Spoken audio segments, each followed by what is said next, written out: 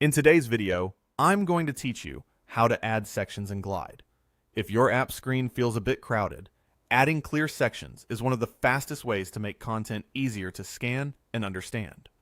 We'll use Glide's built-in separator component, place it exactly where it belongs, and then publish your changes so users see the improved layout right away. Start by going to Glide. Open it in your browser and sign into your account.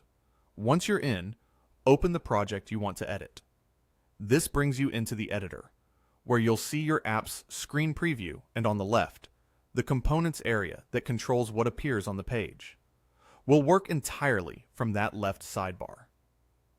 To add a section break, look to the left sidebar and click the plus. Add button in the Components panel. This opens the component library.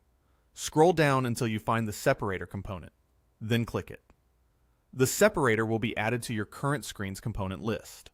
A separator can be a simple line or spacing element, and it's perfect for grouping related content or creating a clear pause between different parts of the screen. This helps users process information faster and reduces visual clutter. Now, place it where it makes the most sense. Under Components, click and hold the separator, then drag it up or down to reorder the layout. As you drag, watch for the guideline that shows exactly where it will land. Drop it between two blocks to define a new section, or position it just above a cluster of items to introduce what follows.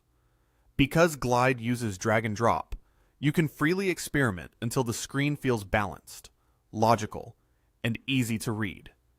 If your page has multiple areas that need definition, simply repeat the same add and drag process to insert additional separators and create a consistent rhythm throughout the screen.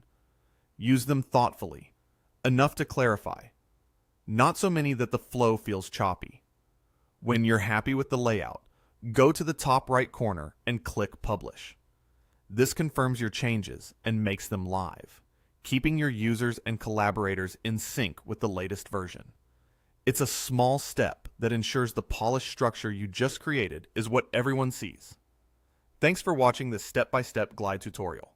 If you found this helpful, make sure to like the video, leave a comment below, and subscribe to the channel for more tutorials and walkthroughs. See you in the next video.